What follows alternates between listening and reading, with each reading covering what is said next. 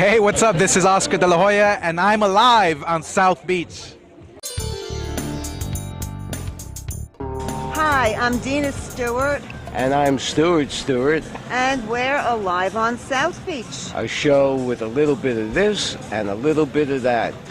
Every year we go to the NATFE conference. That's the National Association of Television Programming Executives. And we go because, well, it's fun. This is an amazing event. It's like 3 of the fastest days of our life every year. There is everybody who is interested in media content for television, the internet. They're all there, and everybody's very friendly and wants to meet everybody else because you just never know. Exactly. And so it's fun. This is a gentleman that changed the culture of America. You produce shows that got people to think and laugh at the same time, and that's not happening anymore. How come? Well, I did shows to get people like you to talk about it that way. I prefer just to think we made people laugh. Well, you definitely did that, but you also, whether you want to accept the credit or not, you made people think. No, I gather... And you exposed things that nobody wanted to talk about and put it on the table so everybody could talk about the little secret is that we did shows about the things that everybody was living through and talking about, but nobody was mirroring that. Nobody was reflecting that at the time. Well, do you think there's a place now to mirror what's going on in America and make it into a comedy? More than ever. I think so, too. More than ever. Thank you very much. Well, thank you. You're welcome. Thank you. Norman Lear was charming. He charmed the microphone right out of your hands and you took know over. this. You know this. Yeah. This show this year, we've been coming here for several years, seemed different, better, but different. What made it so different? Say that again. Look at the camera and say what you did. Okay, I said this show seemed different than the ones we've been to for the last few years, and I wanted to know what makes it different. And you said, and better. And better, and better. All right, now, first of all, it starts with Miami Beach, the weather, the people, the support we get, but mostly all of the elements that we brought together that, are about one thing, and that's programming, content, writers, producers, studios, Hollywood, Latin America, Europe, Asia, digital, advertisers and brands, all in one place, all reacting and responding to one another because the world is all coming together. We're all dependent on each other. Long answer, but that's what it is. Now it's time for our second category, docu-soaps. Now these shows that showcase the human element in our lives, the emotion, the passion, and occasionally the conflict between friends, lovers, partners, and even strangers. From strong stories to impeccable casting and powerful editing, the viewer becomes intertwined with the lives of the subjects. The winner is Chrisley Knows Best. When you heard your name called and you won this award, what went through your mind? I was a little stunned. I mean, we're up here with a bunch of heavy-hitting shows, and we were blessed to even be nominated, so I didn't come here expecting to win. So, I mean, it was a blessing. Well, you realize now you're a heavy-hitting show. You're not here with them. You're part of it. I'm part of a lot of heavy hitters, yes, and we're grateful. Okay, thank you. Thank you. You never know who you're going to meet at a NATFE conference. Like I bumped into this gentleman. Can you tell me your name? Yes, sir. My name is Elvis Presley. And are you going to be performing here? Well, I might do something later. I brought my guitar, and, if people want to hear me sing, I'll sing a song or something. I'm here with the convention with Celebrity Impersonator Television right now. And what is Celebrity Impersonator Television all about? It's a celebrity impersonator contest for talented musicians and entertainers, and it's going to have a 13-episode season, and we got things coming up real soon, but we got all sorts of entertainers, Buddy Holly and the Beach Boys and Elvis Presley. The ones that are in the same era, they'll be going against each other in a competition. How do you think you'll do? Oh, man, I win every time, man. I'm Elvis Presley. You can't say no to the king. Miami is known for its foodies. And the foodies are people that love to eat, love to go to restaurants, love to taste food wherever they can. And a lot of the charities down here use that as fundraisers, where they bring together 20, 30, 40 of the best Greatest restaurants chefs. and the best chefs on the beach to just give you a little taste, a bite of what their food is like, and then you could move on to the next one, or you can come back and get a second bite. We're attending an event called A Taste of the Garden, where there are 20 different restaurants to choose from, and I'm standing online just waiting for my food, and I turned around, and there's Naomi Wilczek. Now, the reason I'm talking to her right now is she recently had an 80th birthday party. This is the lady who is the owner, curator, and funder of the world's Erotic Art Museum, which is located right on Washington Avenue here on South Beach. And she's one of the people here that makes South Beach, South Beach. So I want to thank you. You're quite welcome. And are you planning an 85th birthday party? Of course. I have a pact with the Almighty. Well, I can't wait because I know everything you do is always better than what you did before. You know why we had a burlesque show? Being that I'm the founder of the Erotic Art Museum, people expect something sexual from me when I have a party or an event.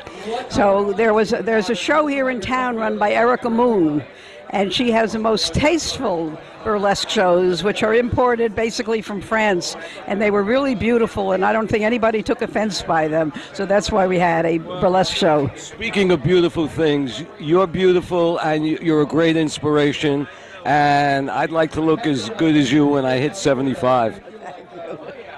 When we got the flyer for A Taste of the Garden, all it mentioned were 20 great restaurants. But they surprised us. They added a couple of extras at the end. What is this amazing product? I'm going to let you explain to our audience what it is. Well, all the flavors that we have here are shortbread cookies. We offer 10 flavors of shortbread, your traditional flavors, and we've added some tropical flavors for South Florida. And you know that old commercial, I bet you can't just eat one? Well, you can't with this. I've been standing here, and as we've been talking and getting to know each other again, I ate quite a few. Well, our cookies are all natural. They're low in sugar, about 1 gram per nugget, no preservatives. It's just old-fashioned baking. And it's not fattening. I wouldn't say that. Okay. She didn't say that. These food festival events are really great because you bump into people that love food. And people that love food always have a smile on their face, like you. Absolutely. So are you Are you having a good time? It's a wonderful opportunity to taste so many different foods from so many different restaurants. It's really good. I know you guys go to all of the festivals. Which one do you think is the best? Taste of the Garden, by far. This is a great event, and it takes somebody to run this thing and ramrod it and get it up and going. And I understand you're the one. Well, we've been working, this is the 10th year of the Taste of the Garden. We're calling it a decade of good taste. We've invited the community, our best chefs in town, to come and support our garden. And the garden club that has started the garden in 1927. Well, you know, it's interesting. There are so many people here, and they all look like they're having a great time. So congratulations. Thank you, that's the whole idea. You know, Miami has chefs, and then there's the chef, and that's Norman Van Aken. You are responsible for creating a whole new cuisine. What was it called? What is it called? Well, we call it New World Cuisine, and we needed a term that was going to be big because Florida is all about the incredible immigrant changes that have happened 50 years now. Well, actually longer, but we wanted a phrase that would catch everything. So when Columbus came here in search of the short route to India, he bumped into a continent didn't know existed. And everything began to change between Europe and the Americas. New World Cuisine is sort of the love child of all of that. When did you first know this is what I want to do? Well, the book that's in front of us right now, No Experience Necessary, really gets into the specifics of that because I cooked for years before I knew. But you know, about 6 years into it, I worked in a small restaurant in Key West where I suddenly saw the paradigm that clicked for me. But that was 6 years into being a cook. And at that place, I was like, this is what I was looking for. I had no idea it'd be in a restaurant. So tell me, what's in the future for Norman Van Aken? We're about to open up the Norman Van Aken's cooking school. Where would that be located? That'll be located at the 74th and Biscayne at the Vagabond. What are you going to be teaching at the school? The school is for enthusiasts, from children to geezers, everybody that cares about food. You mean I can get in too? Half price. Okay, you heard it, folks. I'm going to hold you to that. To artists, art is life. To this couple, life is art. Organizations come and go on South Beach, and tonight this is really a landmark because this is the 6th anniversary of Art is Life. Life is art.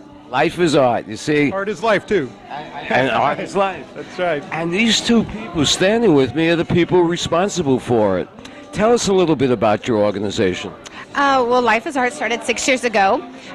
We decided that local artists needed a venue for showing their art and educational seminars.